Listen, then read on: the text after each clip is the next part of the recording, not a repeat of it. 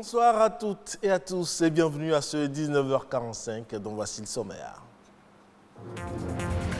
Des opportunités de financement et de transfert de technologies dans le domaine des énergies renouvelables existent dans le monde et pour en tirer profit, le Bénin ne ménage aucun effort. Comment? C'est à savoir dans un instant.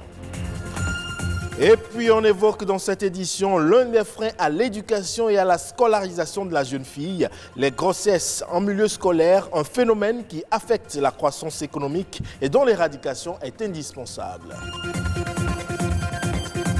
Et enfin, au Cameroun, l'Organisation internationale pour les migrations est préoccupée par la situation des milliers de migrants et travaille à améliorer les politiques migratoires.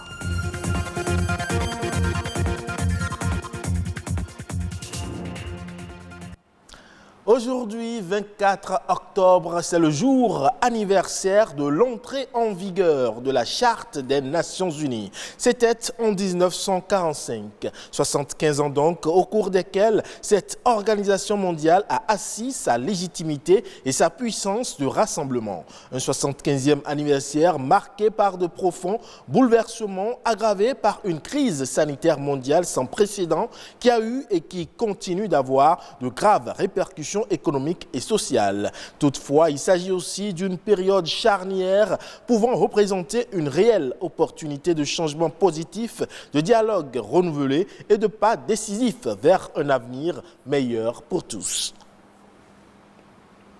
Et au plan sous-régional et international, il existe des opportunités de financement et de transfert de technologies dans le monde des énergies renouvelables. Pour en tirer au maximum, ou plutôt pour tirer au maximum profit de ces opportunités, des intermédiaires dont l'efficacité réside dans la capacité à conduire les projets au programme ont été outillés à prendre des initiatives et à gérer de manière efficiente les coopérations. Il s'agit des points focaux nationaux. Alessandra Dioton nous en dit un peu plus à travers cet élément.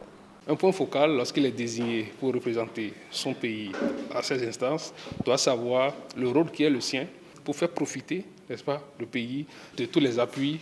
Les points focaux sont des agents qui relèvent de divers projets et instances étatiques, dont certains ministères.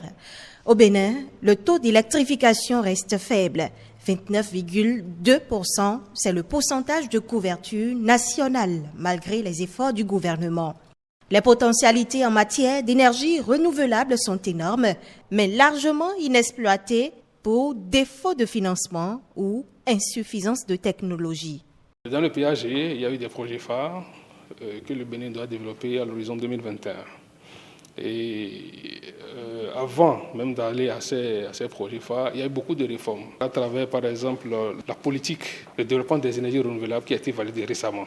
Alors, qui dit politique, dit action à mettre en œuvre pour pouvoir développer le secteur des énergies renouvelables. Et pour ce faire, nous avons besoin de coopération, tant financière, technique et aussi technologique. Nous nous sommes rendus compte au diagnostic que tous les points focaux n'arrivaient vraiment pas à répondre efficacement, n'est-ce pas, à ces initiatives.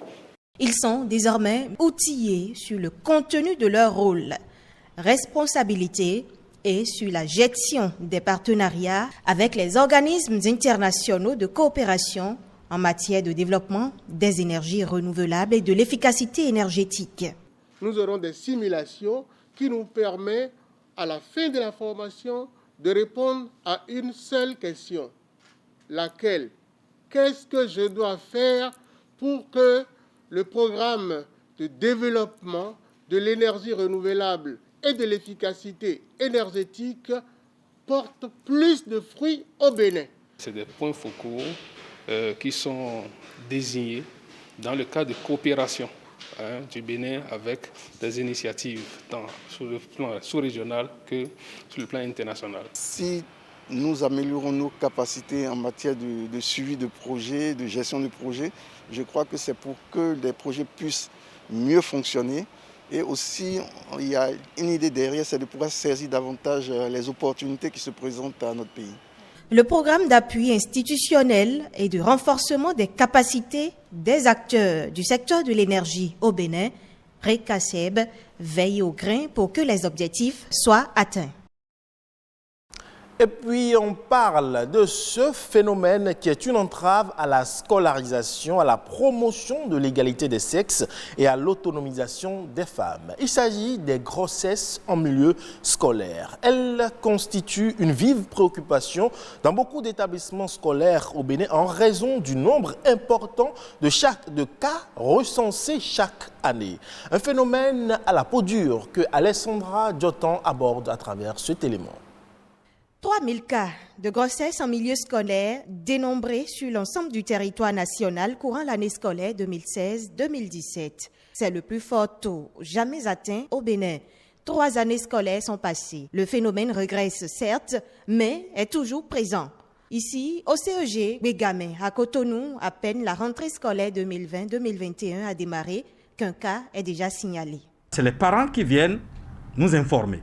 Et une fille de 5e, elle passe en 5e, elle a déjà 17 ans. Donc elle est engrossée par un apprenti électricien qui a 19 ans. Et c'est toujours comme ça. Les grossesses en milieu scolaire sont la conséquence d'une forte activité sexuelle précoce, au dit du spécialiste. Pour les jeunes entre 15 et 19 ans, la prévalence est de 37% déjà qui vont au sexe. Donc quand il y a une forte activité sexuelle chez les jeunes et qu'on ne trouve pas le moyen de canaliser ou le moyen d'accompagner les jeunes dans cette activité sexuelle-là, je pense que c'est ça qui entraîne le fort taux de grossesse. Ça dépend de sa condition de vie, de comment elle vit et de ses amis. Si la jeune fille est bien éduquée, à la maison, elle ne peut pas faire l'acte sexuel précocement. Les principales causes d'une sexualité précoce sont ainsi identifiées. La pauvreté, la mauvaise fréquentation et les failles dans l'éducation. École, parents, société, les responsabilités sont partagées. Les parents doivent communiquer au quotidien avec les enfants, même susciter la communication, susciter le dialogue parents-enfants, connaître leurs besoins, essayer de satisfaire leurs besoins. Aujourd'hui, il y a les médias, il y a la télé, il y a tout. L'enfant peut avoir son portable, il va télécharger des bêtises, tout ça là, on ne peut pas contrôler. Et les conséquences sont celles qu'on voit à la dépédition scolaire. Aujourd'hui, il y a une pluralité de femelles. Depuis quelques années, les activités de sensibilisation pour éradiquer le mal se sont multipliées.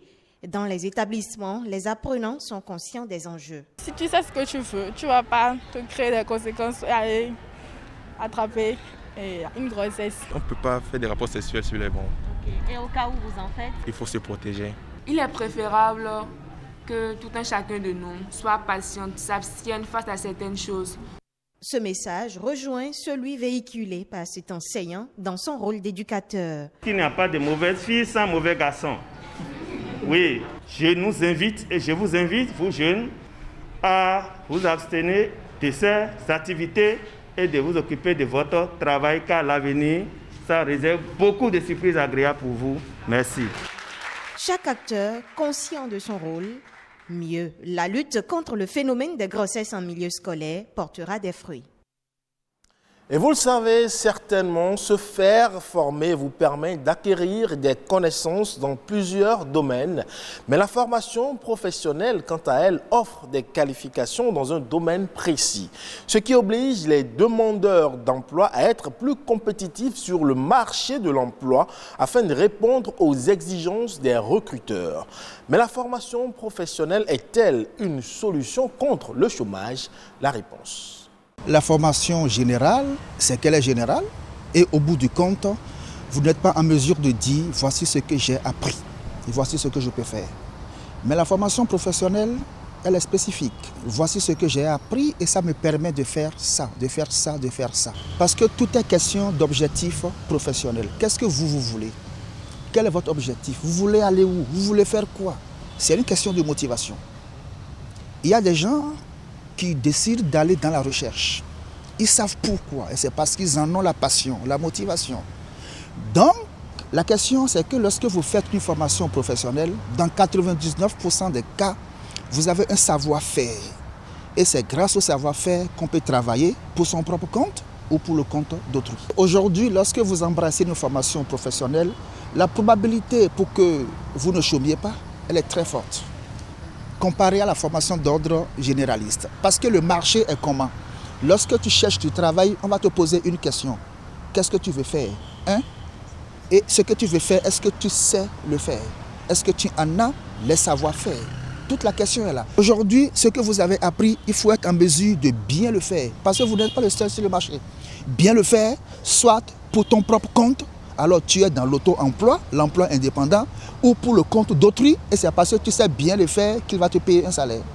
Et hors de nos frontières, depuis 2014, la région de l'extrême nord du Cameroun a subi des déplacements de population importants. Selon le rapport de décembre 2017 de l'Organisation internationale pour les migrations, il y avait plus de 241 000 personnes déplacées internes, ce qui pousse l'organisation à apporter une réponse adéquate aux déplacements. Plus de détails. Comment contribuer à l'amélioration des politiques migratoires au Cameroun? À cette question, le rapport d'étude sur les indicateurs de la gouvernance des migrations produit ici par l'Organisation internationale pour les migrations y apporte une réponse quasi exhaustive. Cette étude-là, elle est pertinente en ce sens qu'elle permet au gouvernement du Cameroun d'avoir un peu une situation de sa gouvernance des migrations sur 6 aspects prioritaires, notamment au niveau juridique, au niveau socio-économique, au niveau des partenariats et autres.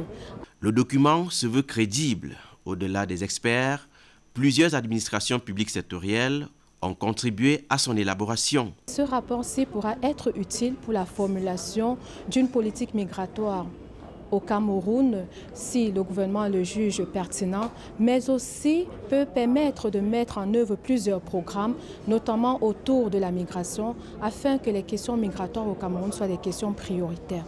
Le rapport d'étude s'est appuyé sur 90 indicateurs regroupés en 6 grandes priorités. Il relève également des aspects qui méritent d'être renforcés dans l'amélioration des politiques migratoires par le gouvernement camerounais.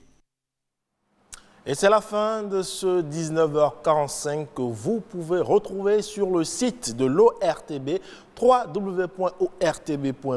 Portez-vous très bien. Le programme se poursuit sur votre chaîne préférée, BB24.